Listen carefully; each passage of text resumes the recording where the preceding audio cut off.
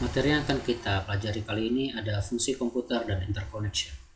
Pertama, kita akan belajar tentang komponen komputer yang secara garis besar dibagi menjadi dua komponen utama, yaitu hardware dan software. Dari segi hardware dibagi menjadi beberapa kategori. Yang pertama ada process device yang berfungsi untuk memproses data, ada storage device yang berfungsi sebagai penyimpanan data, ada input device yang berfungsi untuk memasukkan data, ada output device yang berfungsi untuk menampilkan sebuah data. Dari segi software dibagi menjadi dua, ada sistem operasi yang berfungsi untuk menjalankan hardware dan ada software aplikasi yang berfungsi untuk mendukung sistem operasi dalam menjalankan komputer. Fungsi komputer. Secara umum, fungsi komputer dibagi menjadi 4. Yang pertama, input data yang berfungsi untuk menerima data atau informasi dari sumber luar. Yang kedua, data processing yang berfungsi untuk mengolah berbagai macam data dan informasi. Yang ketiga, data storage yang berfungsi untuk menyimpan data dan informasi. Dan yang keempat, data output yang berfungsi untuk menyediakan data sehingga dapat digunakan oleh pengguna. Struktur interkoneksi adalah suatu kumpulan jalan atau saluran berbagai modul seperti CPU, memori, dan I/O. Struktur interkoneksi tergantung pada jenis data dan karakteristik pertukaran data. Struktur interkoneksi yang pertama yaitu memori. Pada umumnya, memori terdiri atas n-word memori dengan panjang yang sama. Masing-masing word diberi alamat numerik yang unik seperti 0, 1, dan n-1. Word dapat dibaca maupun ditulis pada memori dengan kontrol read and write. Lokasi bagi memori dispesifikan oleh sebuah alamat. Struktur interkoneksi yang kedua yaitu CPU. CPU berfungsi sebagai pusat pengolahan eksekusi data berdasarkan routing program yang diberikan padanya. CPU mengendalikan seluruh sistem komputer, sehingga sebagai konsekuensinya memiliki koneksi ke seluruh modul yang menjadi bagian sistem komputer. Struktur interkoneksi yang ketiga yaitu modul I/O atau modul input-output. Operasi modul I/O adalah pertukaran data dari dan ke dalam komputer. Berdasarkan pandangan internal, modul I/O dipandang sebagai sebuah memori dengan operasi pembacaan dan penulisan. Modul I/O dapat mengontrol lebih dari sebuah perangkat periferal. Modul I/O juga dapat mengirimkan sinyal internet. Struktur interkoneksi yang terakhir yaitu prosesor. Prosesor membaca dalam instruksi dan data, menulis data setelah keluar pengolahan, dan menggunakan sinyal kontrol untuk mengendalikan keseluruhan sistem operasi. Juga untuk menerima sinyal yang selanjutnya yaitu interkoneksi bus. Bus merupakan lintasan komunikasi yang menghubungkan dua atau lebih komponen pada komputer. Karakteristik utama dari bus yaitu sebagai media transmisi yang dapat digunakan bersama oleh sejumlah perangkat yang terhubung padanya. Karena digunakan bersama, diperlukan pengaturan agar tidak terjadi tabrakan data atau kerusakan data yang ditransmisikan. Walaupun digunakan secara bersamaan, dalam waktu hanya ada sebuah perangkat yang dapat menggunakan. Sebuah bus biasanya terdiri atas beberapa saluran. Sebagai contoh, bus data terdiri dari 8 saluran, sehingga dalam satu waktu dapat mentransfer data 8 bit. Secara umum, fungsi saluran bus dapat dikategorikan menjadi 3 bagian. Yang pertama yaitu saluran data, yang kedua saluran alamat, dan yang ketiga yaitu saluran kontrol. Pertama yaitu saluran data. Lintasan bagi perpindahan data antar modul. Secara kolektif, lintasan ini disebut dengan bus data.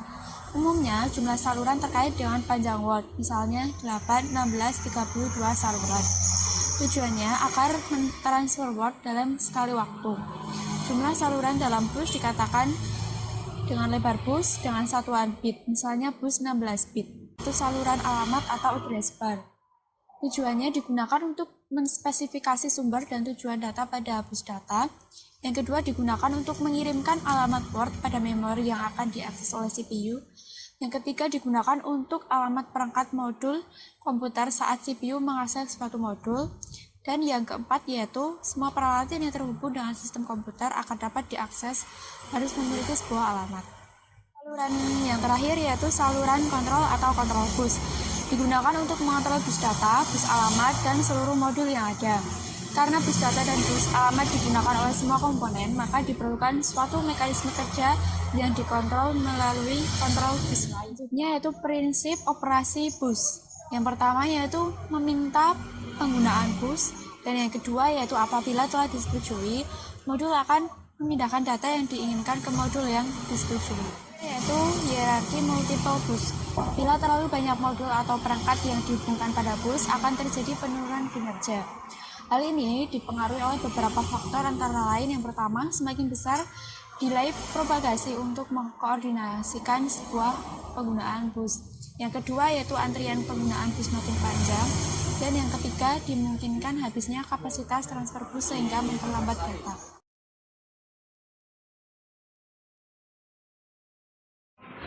Bismillahirrahmanirrahim. Assalamualaikum warahmatullahi wabarakatuh. Selamat siang. Perkenalkan, nama saya Lode Muhammad Aksa Belendo. Saya akan menjelaskan pengertian tentang PCI. PCI terdiri dari Prepared Component Intercontent.